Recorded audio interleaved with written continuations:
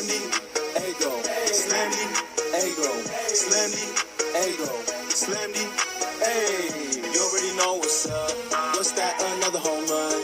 You should know the job ain't done till we hold that trophy up. Hey. What's up, everybody? Welcome, episode 555, Talking Friars podcast and YouTube show. Ben Fadden with you. It is January 16th, 2024. Hopefully, everybody is having a great start to their week. If they had yesterday off, today back at work, probably, I would assume for most people. Today, I wanted to go through, since the Padres aren't really making much moves. I mean, we can talk about Leo DeVries, or DeVries, however you pronounce the name. I probably need to find actually how you pronounce his name. We can talk about him, the Padres adding the #1 international amateur prospect for the second consecutive year. Obviously, Ethan Salas this past year. But since the Padres aren't really doing anything, I wanted to make a team, essentially, of the best active former Padres and see what would that team look like. Would we take that team over the current team? And so I think we're going to have some fun with that. And once you see my team, I didn't include a bench, and I'll get to the players that I put on there and the format of the team.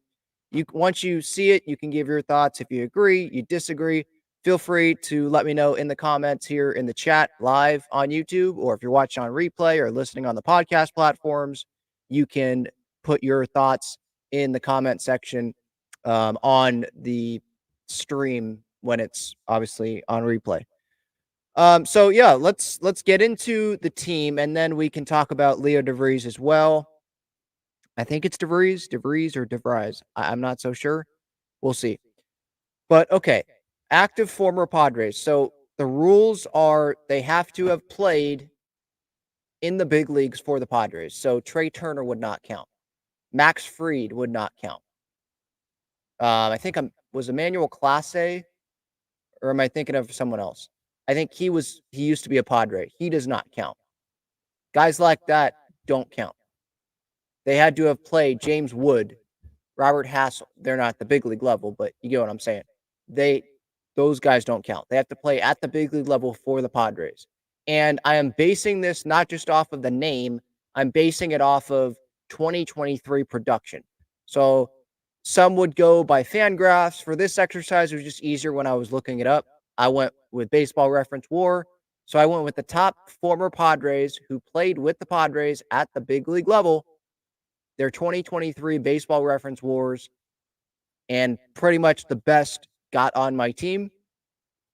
And I added up the total Baseball Reference WAR. We will get to that as well. And then I did a manager. So I did a manager, 5 bullpen arms. So I did 9th inning, 8th inning, 7th, 6th, 5th. And then rotation, 5, 1, 2, 3, 4, 5, like a regular rotation. And then lineup, I didn't do it like leadoff hitter, second hitter, but I just went by position. So catcher, first, second, short, third, left, center, right, and then DH. So let's get started.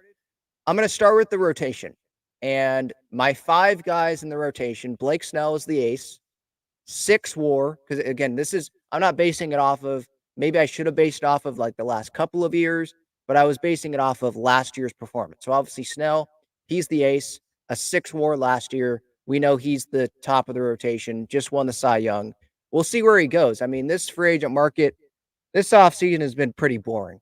I think it's going to speed up at some point, right? Because it has to. I mean, with how many big free agents are out there, with Jordan Montgomery and Blake Snell and Matt Chapman and Cody Bellinger, and that's just at the start of the list. There's a lot of guys still out there. So hopefully it can start to speed up here, and there's not going to be a bunch of moves in spring training, because there's stuff that happens on a daily basis in spring training that's fun to talk about.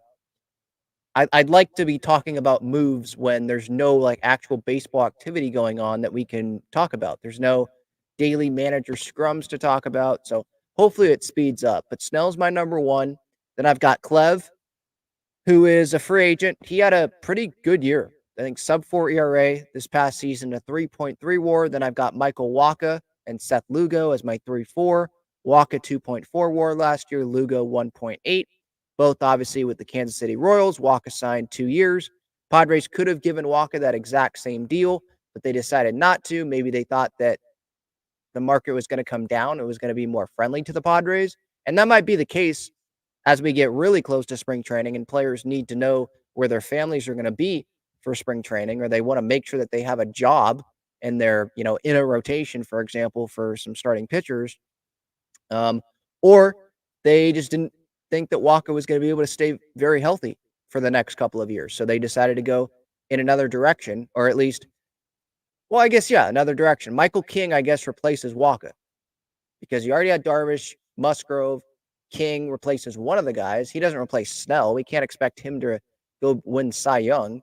So let's say he replaces Walker. Well, you need a Snell replacement. They're probably not going to get that. No one's going to pitch to that level of Snell this past season. But I hope that they can get a 3 caliber starter in front of Michael King.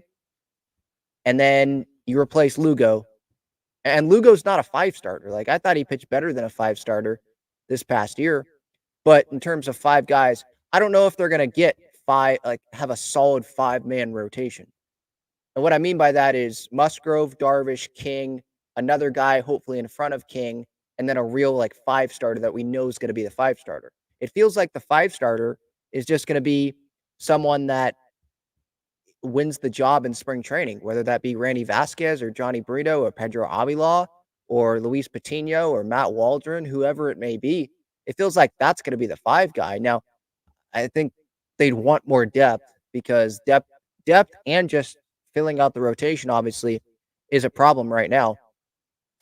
So Walker Lugo are my 3 and 4, and then Nick Martinez is my number 5. Cincinnati, I put him in the rotation because he's going to be a starter right now with the Reds coming up here.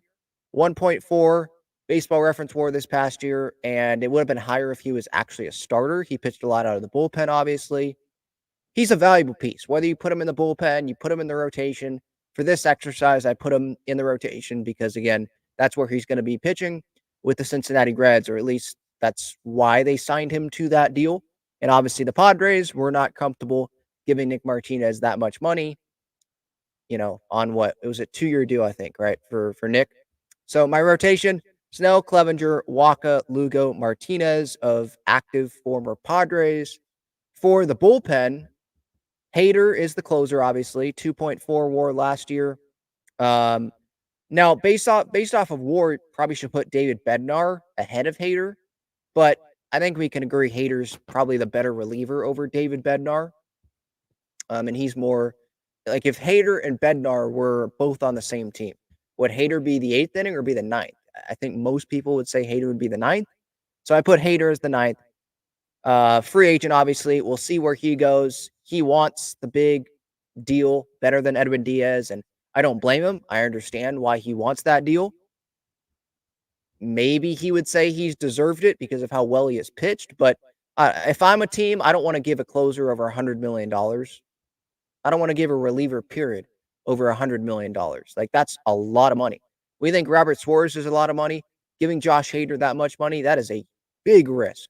So I would just try to, get the David Bednars of the world, like the Pirates have. I know they're not trying to go all in and win, but those type of guys, kind of like the Padres have done. Suarez, throw that aside, even though that's going to be half of what Hader's going to get probably from a team.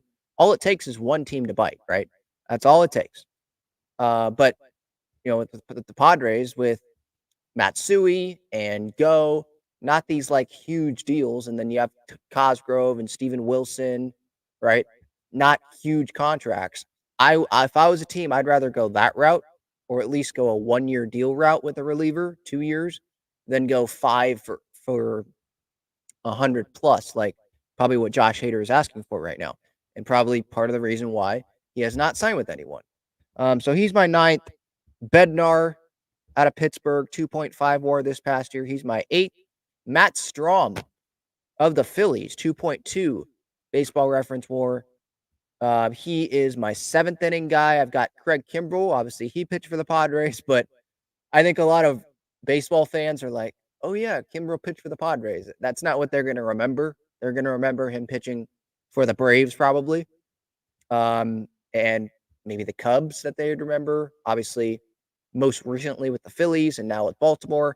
So he would be my sixth inning guy, 1.8 WAR last year. And then Emilio Pagan, Cincinnati Red, 1.4 WAR. He would be my fifth reliever. Obviously, there's more than 5 guys in a bullpen. There are guys that you could put in the bullpen that did not make the list. I did a lot of research last night during one of the football games because that was getting out of hand, Bucks and Eagles, and just had that on pretty much in the background and just looking up all the teams, looking up former Padres, hoping maybe I missed someone, and hopefully the chat can help me out there if I did miss someone. But those, I wanted to go with 5 because, hey, if a starter gets in trouble, have someone come in the 5th, you got the 6th, 7th, 8th, 9th. I wasn't going to go full bullpen, full, because you can fill that out with your, I mean, who would Cal Quantrill go in the bullpen in this situation? Because you already have 5 starters. Paddock is a starter, but would he go? Would you have him go 1 inning in the bullpen? He's got some pretty nasty stuff. I don't know if you guys saw in the postseason with the Twins. He's got some pretty nasty stuff. Who else would you throw like Mania since he doesn't make the cut for the rotation? Would you throw him in the bullpen? Kirby Yates, Taylor Rogers. You could fill out the bullpen. Tim Hill, even though he had a negative WAR this past year, you could fill out the bullpen. But I just went with 5. Lineup wise, catcher Gary Sanchez. It's not a big competition. There was Austin Hedges essentially that he was competing with. So obviously you go with Gary. 2.4 WAR this past year. Good bounce back year. I thought he was valuable defensively and offensively. He was not going to hit as well as he hit in his first couple of weeks, first month with the Padres the entire year. That wasn't realistic. It wasn't going to happen. But he makes the cut as the starting catcher. He's a free agent. I don't think that he fits the Padres. When John Heyman reported, I think last week, about the Padres considering Gary, I didn't really understand that.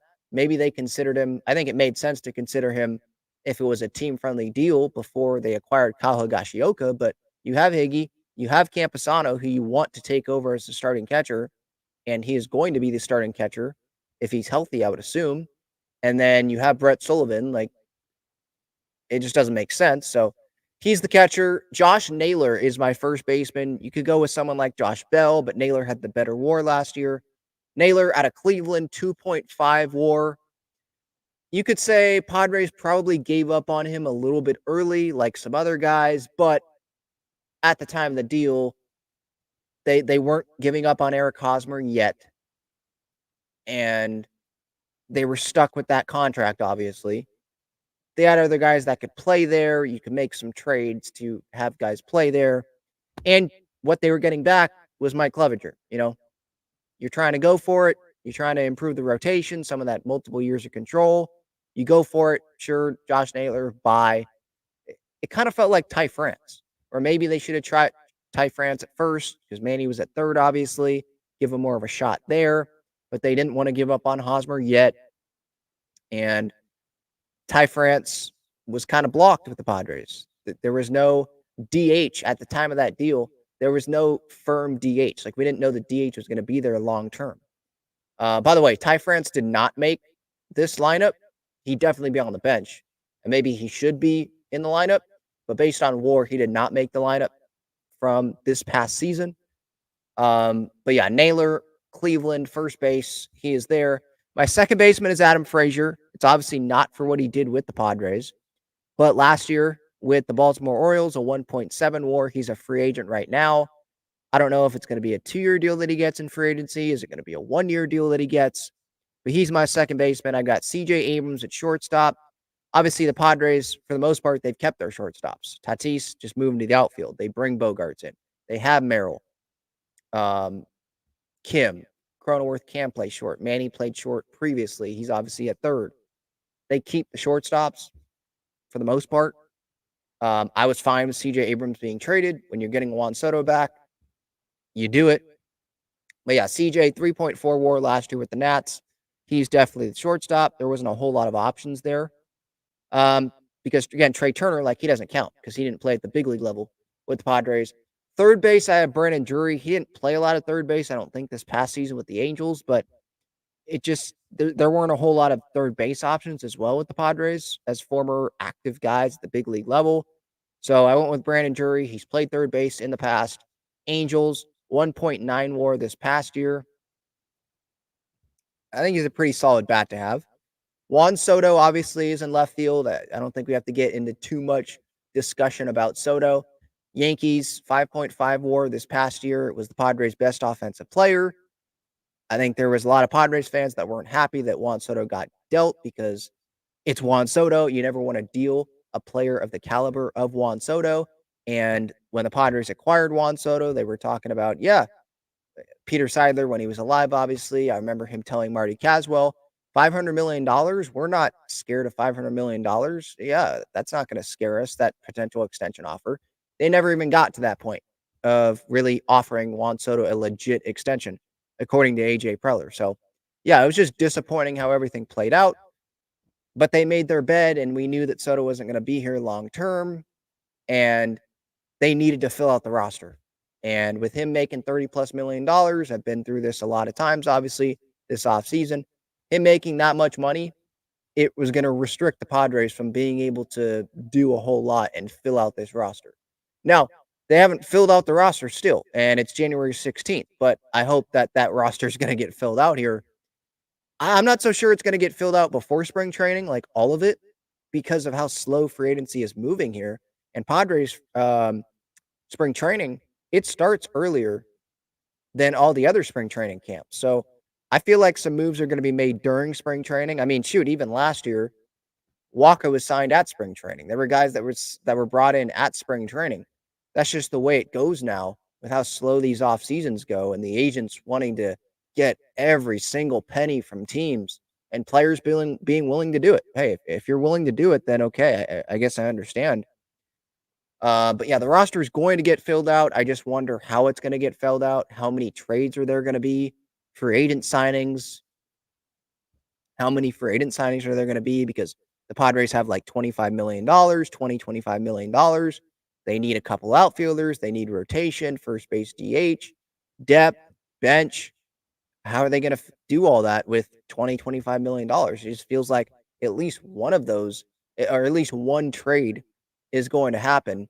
Center field, I have Grish. Wasn't that much of a competition. I guess him and like Travis Jankowski or Manny Margot. Grish had a 2 WAR, mostly his defense. I mean, I think a lot of teams would love to have Trent Grisham as their bench outfielder, like the Yankees have. And then when Jason Dominguez comes back for them, he'll be like their 5th outfielder if he's going to still be on the roster. So, yeah, I think they're in a good spot. And if an injury happens, having Grish go play center field, or if they don't want Judge to be playing center field all the time, having him play center, that's not the worst thing, right? We know Grish is good defensively, shows off, definitely has a lot of range, and he showed that in the NL West. There's some tough ballparks, obviously, in the NL West, and so I think he'll be doing good defensively there with the Yankees, and he might become one of the fan favorites, to be honest, because he's not going to be starting every day, where Yankees fans are going to be like, this dude sucks, get him off the team. We know how Yankees fans are, right? Really reactionary. We have Padre fans that are like that as well. That's every fan base. But we know Yankees fans, like if you struggle with the Yanks, it's going to be tough. But Grish, I mean, if he pops a home run, with the short porch at Yankee Stadium and plays really good defensively, shows some swag, I could see him being a fan favorite there with the Yanks. So he's my center fielder. Tommy Pham, I have him in right field. Maybe you want Pham in left and Soto in right, but I go with Pham in right. He's a free agent, a 1.5 WAR last year. I thought it was going to be higher when I was looking at it, but I guess a lot of it was me being biased, recency bias, like looking at his performance with the D-backs in the postseason. Tommy Pham is a target I think that the Padres should have. I know he's not a lefty, but you want urgency. You want a player that's not going to be afraid to get on other players, hold people accountable, hold himself accountable. We know how hard of a worker he is. We know AJ likes him. Mike Schilt has the relationship with Tommy Pham. It seems like Tommy Pham likes Mike Schilt, at least from quotes that I've seen in the past. Tommy does speak pretty glowingly of Mike Schilt. And that was including in, I think, Kevin Acey's article in the UT last week. So I would be fine with Tommy Pham coming back. I know he doesn't feel that great about the Padres fan base, I think, or maybe not as a whole, maybe it's just a select number of Padres fans. And in some situations, the Padres fan involved in that has put that on himself, and I'm not blaming Tommy Pham for not liking some Padres fans for certain interactions for sure. Um, but just the baseball perspective, like taking out the fan part. It's kind of like Stroman with the Yankees.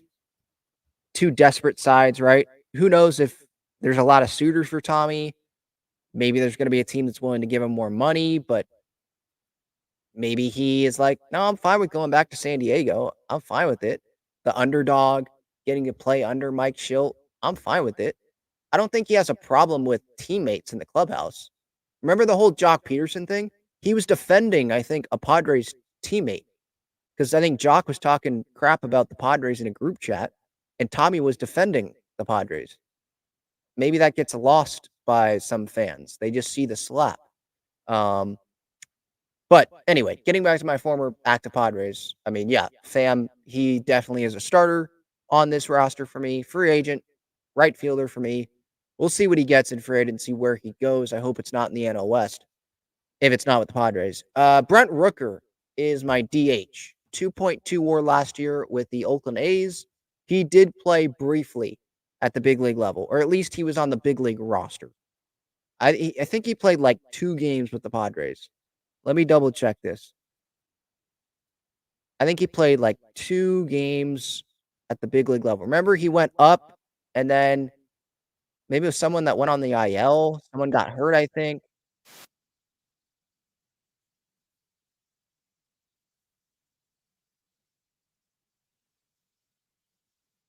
Sorry, on Baseball Reference here, there's audio that's playing. So I don't know if you could have.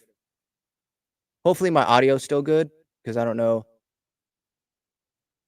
if the audience, if you guys could hear me when that was playing. So I'm going to Fangraphs here to look up Brent Rooker. Was it 2021 when he was with the Padres? Or 2022? It says 2 teams, so of course it's not going to say the Padres. I'm pretty sure. I know he was at the big league level, so with the Padres. So that fits the rules here. Yeah, 2 games, 7 plate appearances with the Padres. Yeah, definitely did not give him enough of a shot, in my opinion. So Rooker's my DH. So my lineup: Gary Sanchez, not like in order, but I guess I could put it in order here in a minute. But Gary's at catcher, Josh Naylor at first, Adam Frazier at second, CJ Abrams at short, Brandon Drury of the Angels at third, Juan Soto in left, Grisham in center, Pham is in right, and then Brent Rooker is my DH. Rotation, I've got Snell, Clevenger, Waka, Lugo, Martinez. Bullpen, 5 bullpen arms, not the full bullpen, but 5. Hader, Bednar, Strom, Kimbrel, and Pagan. And then for manager, I've got Bruce Bochy. I mean, it's the best manager in Padres history, right? Took him to the World Series, won division titles, and he just won the World Series. So this is based off of active former Padres. And Bruce Bochy, as an active manager, active former manager, he just won the World Series. So obviously he is the former manager. I'm not going to go with Andy Green or Jace Tingler or Rod Barajas or Pat Murphy or Dave Roberts for that one game or anyone like that. Bruce Bochy, I think, is the easy pick. And then total baseball reference WAR, 48.3. It's decent. There's not like a lot of 5 WAR players on this team. The top WARs are Snell, Soto, Hader for a reliever, Hader Bednar, right? And then Bochy, having him as the manager, that's pretty darn good. So would I rather have this team or this current Padres team? I mean, I'd rather have certain things of this current Padres team and then certain things of this active former Padres team. Like the back end of that bullpen. There's question marks with the back end of the Padres bullpen. Like the unknown, some people want to go negative with the unknown because guys haven't pitched at the big league level. Robert Suarez coming off of a year where he was injured a little bit, right, for the first half plus of the year. What are we going to get out of the rest of the guys? Rotation, there's holes there. Outfield, there's holes there, but there's still talent. Like I'd rather have Manny Machado than Brandon Drury at third base, right? At shortstop, I'd rather have Kim or Bogarts than CJ Abrams. I would. Right field, I'd rather have Tatis than Tommy Pham, right? I'd rather have left Soto in left than no one in left. I'd rather have Grisham center than no one in center, or Jose Azocar in center. I'd rather have Lugo in the rotation than not have a 4-starter or a 3-starter right now. And then who's going to be the 5? There's certain aspect. Like if you could combine this team, yeah, I think that would be a pretty solid team, right? But that's not the case. But I just wanted to have some fun a little bit there, go over some former Padres. I thought about Andres Munoz in the bullpen. That's a name that I probably should have mentioned that could fill out the bullpen, but he didn't have that great of a year.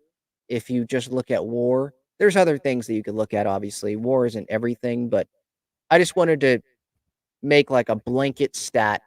He had a sub-3 ERA, so yeah, I mean, that's really solid. We know he throws gas, but he had a .7 WAR, and if you look at everyone on this team that I had, of these 5, Pagan, Kimbrel, Strahm, Bednar, Hader, they all had better WARs than Andres Munoz, according to Baseball Reference, this past year. All right, quick break, and then I'm going to go to the comments.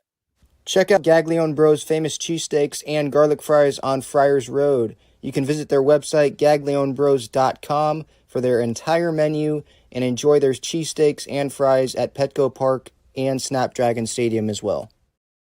All right, just checking social media. No signings or anything there. I want to check the Padres transactions page as well because sometimes there's some minor moves that are made there.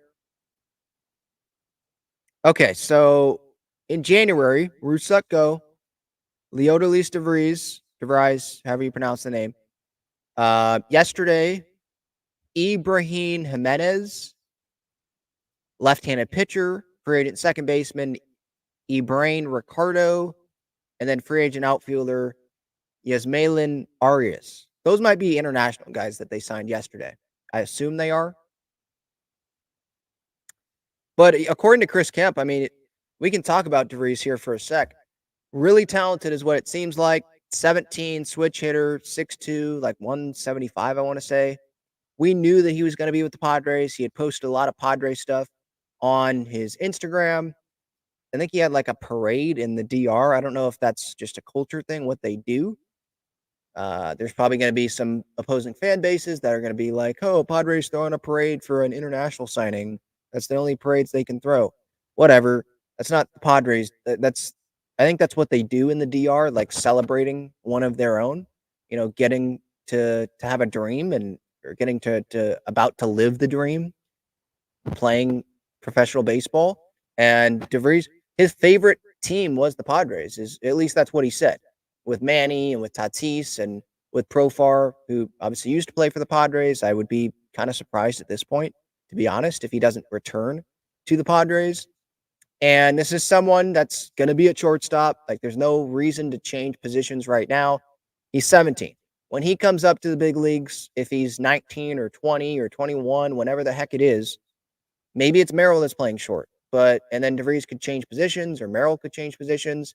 Tatis could be still playing the outfield. I don't think Xander is going to be playing shortstop when DeVries is, playing in the big leagues. I think Xander is going to be shifting somewhere else in the infield. Manny's obviously going to be at third or maybe at first, another position. It's not like Crony's going to be playing short. So there'll be room for him, no doubt about that. I mean, someone can move to the outfield. Like, I'm not worried about that. Internationally, when someone's 17, you pick the best talented guys, and then you figure it out years down the road. You try to develop them, get them into your system, diet, workouts, put some muscle on, and continue to develop. So I'm going to be very interested in seeing how DeVries develops. Where is he going to be at the end of 2024? Kind of like how we were monitoring Ethan Salas. Where is Salas going to be at the end of or excuse me, yeah, we were monitoring where Salas was going to be at the end of 2023. Where is he going to be at the end of 2024? Where is DeVries going to be at the end of 24? At the end of 25? Where is Salas going to be in 25? Is it going to be in the big leagues at the end of 25? In the middle? I don't know, at the start? That seems like a little pushing it, but who knows if he has a really good year in 2024? So we shall see there. Getting to the comments here. What's up, Yuki? Or Yuki Matsui is the username. Hello. Hopefully everybody is doing well. Mark says, what happens if a trade doesn't happen and the Padres front office are content with the players they have? Well, how can they be content, Mark, with Cal Mitchell in left and Jose Zokar in center? How can they be content with the rotation being Darvish, Musgrove, King, Vasquez, Avila? Is that what it would look like? How can you be content with that? And then how can you be content with the bench of who? Who would be the bench? The minor league speedy outfielder that they picked up. I don't even remember his name. The AA Braves guy that they got in the trade for Carpenter.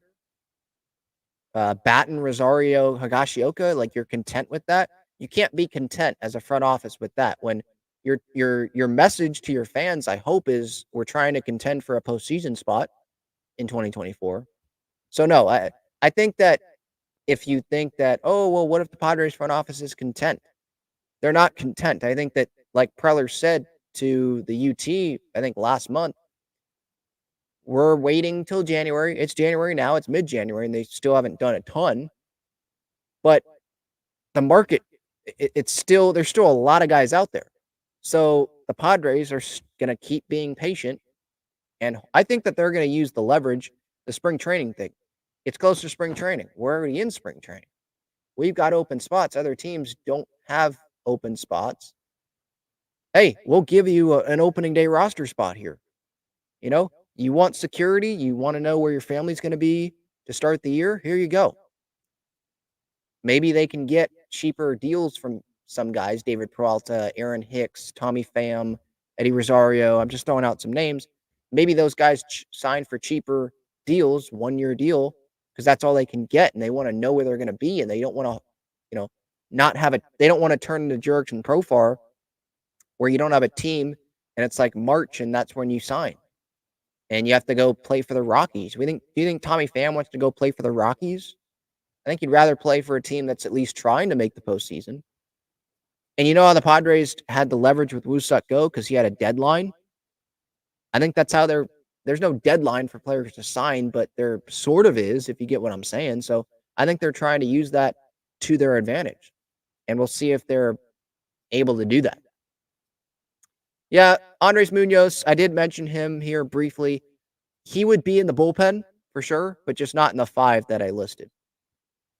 Yuki says, Tommy Pham got into a fight with the Padres fans last year. Yeah, but like, are you trying to win? Marcus Stroman with the Yankees, right? 2 desperate things. Two desperate sides, I should say. With Stroman, like, he needed to find a team. The Yankees needed to get pitching, and they wanted to get a pitching on a discount. So, yeah, Brian Cashman previously said that Marcus Stroman wasn't a difference maker. That's why he didn't acquire him a few years back. Stroman has said some things about Yankees fans on social media and didn't really seem to be the biggest fan of Yankees fans. But he's desperate. He wanted to have a team. They're giving him a rotation spot on a contender. He's going to take it. So maybe Tommy Pham, maybe the offers or the good offers that he gets are from the Rockies, from the Pirates. I'm just throwing out teams here. The Angels that aren't contending. And he's like, well, if the Padres are interested, I played under Mike Shildt. I know how he rolls. I know what he's about. I like him. I have no problem with AJ Preller. I like guys in the clubhouse. I can get over the fans. I'll go sign this. And this could be another prove-it contract for me. And maybe Tommy ends up being back into a fan favorite with Padres fans. Because what if he performs well in 24 here and the Padres make the postseason, and he's a big part of that. The Padres trade Juan Soto, Tommy Pham steps in, and I'm not saying he's going to be Juan Soto. Like, that's a dumb expectation to have. But maybe he hits you 20 home runs, and he's a little bit better offensively than a Jurickson Profar was in 2022, and he's okay in the field, and he's a valuable piece. And he's someone in the clubhouse that can be one of the leaders in that clubhouse and make sure everyone has urgency and plays with urgency and doesn't let things slide and has accountability. I don't know. I'm just throwing it out there. I'd be okay. I want lefties. I think the Padres need lefties, but I don't think having Tommy Pham is the worst thing in your outfield. If it's a 1-year, $7 million deal, again, this is if the market comes down. That's what AJ's waiting on here, right?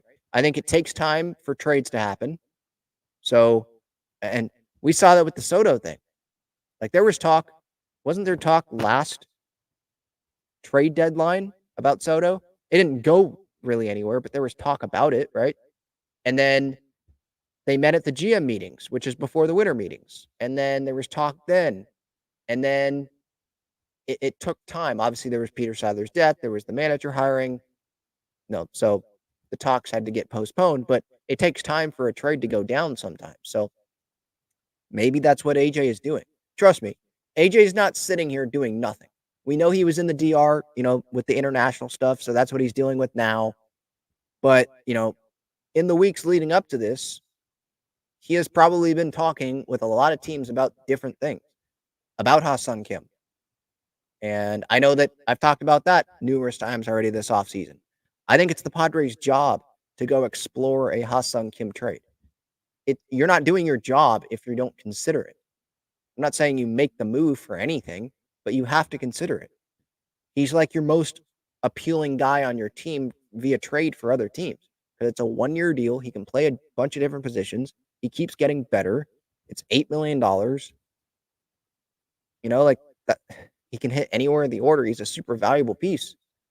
And so I'm making the argument for Ha-Seong Kim to stay as well. But if you're trying to fill out your roster and you've got guys that can go back to positions that they're actually valuable at instead of playing first base, maybe that allows you to bring in a first baseman, an actual first baseman. And we know that market is really slow. Hoskins is out there still. I'm not saying the Padres are in that, but I'm just saying there's Brandon Belt. There's a lot of guys that I think are going to get 1-year deals from someone. Joey Votto. I don't think that he should be starting every day, but as a bench bat, I don't think that's the worst thing in the world. He's not going to cost you really anything as a 40-something-year-old.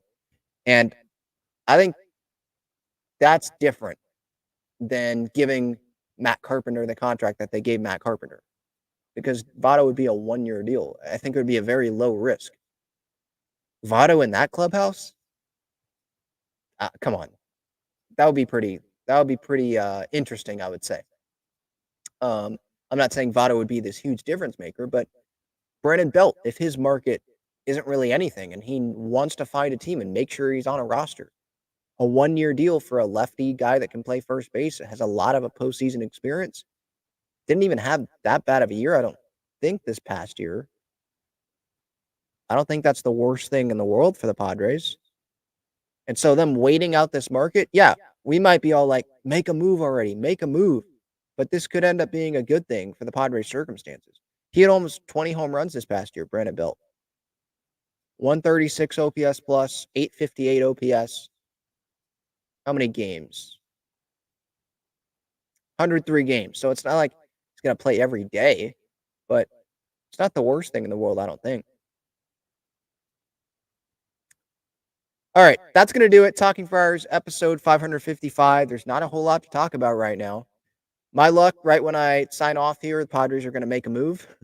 But before I do that, just a reminder, SeatGeek code Talking Friars, $20 off your order there. Underdog Fantasy, check them out. NFL playoffs obviously going on right now. There's a lot of picks that you could do there. Not 100% off. 100% deposit match up to $100 if you use my code Talking Friars or click that link in the description. Breaking Tea, you can click the link in the description there as well. They've got some San Diego sports shirts and sweatshirts, Padres, Aztecs, Wave, and Foco. They've got some Padres bobbleheads and other collectibles, some apparel. there as well. All right, that's going to do it. Episode 555. Thank you all for the time. I appreciate it. And I'll talk to y'all later. See ya.